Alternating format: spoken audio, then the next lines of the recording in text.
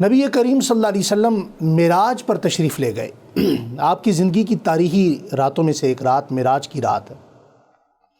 آقا دو عالم صلی اللہ علیہ وسلم نے جب اللہ جل شانہ سے ملاقات کر لی تو دل میں خیال پیدا ہوا کہ میں واپس جاؤں گا۔ میں نے ایک رات کے مختصر سے حصے میں اتنا لمبا سفر کیا، مکہ سے مسجد اقصیٰ تک، وہاں انبیاء کو نماز پڑھائی، وہاں سے پہلا آسمان، دوسرا، تیسرا، چوتھا،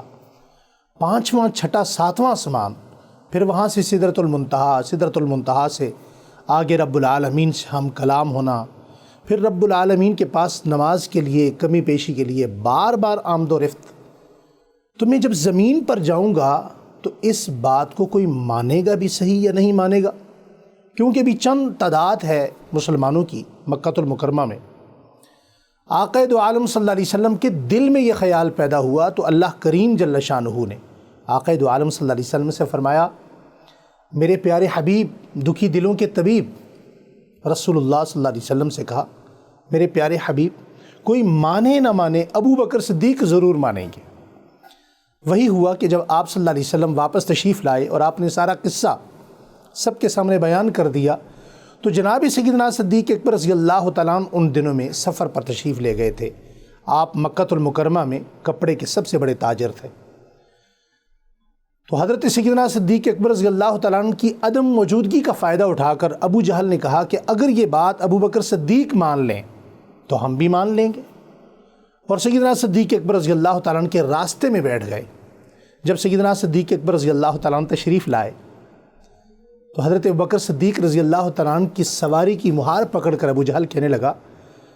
ابو بکر یہ تو بتائیے کہ کیا ایسا ہو سکتا ہے کہ کوئی شخص راتوں رات آسمان کا سفر کرے، مسجد اقصیٰ چلا جائے، پہلا آسمان، دوسرا، تیسرا، چوتھا، پانچواں، یہ آسمانوں کے زینے چڑھتا چلا جائے اور رب العالمین کے پاس پہنچ جائے اور پھر ایک ہی رات میں واپس بھی آ جائے، کیا ایسا ہو سکتا ہے؟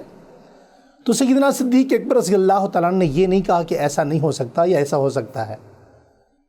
تاجدار صداقت خلیفہ بلا فصل جناب سیدنا صدیق اکبر رضی اللہ تعالیٰ عنہ فرماتے ہیں، جناب پہلے بندہ بتائیے کہ دعویٰ کرنے والا کون ہے؟ ابو جہل بضد رہا، اس نے نہیں بتایا، کہا نہیں پہلے آپ بتائیے، پھر وہی سوال۔ جب ابو جہل بضد رہا اور نام نہ بتایا تو جناب سیدنا صدیق اکبر رضی اللہ تعالیٰ نے جو جواب دیا وہ سونے کے پانی سے ہر مسجد کے ممبر و محراب پر لکھنے کے قابل ہے۔ کہا ابو جہل سنیے، اگر یہ دعویٰ کرنے والے میرے آقا، میرے مصطفیٰ، میرے رسول، میرے پیارے حبیب ہیں تو یہ ضرور ہو سکتا ہے، اور اگر میرے آقا کے علاوہ یہ دعویٰ کرنے والا کوئی اور ہے تو کبھی بھی نہیں ہو سکتا۔ بول انٹرٹینمنٹ کے شوز دیکھنے کے لیے ہمارے چینل کو سبسکرائب کریں اور بیل آئیکن پر کلک کرنا نہ بھولیں۔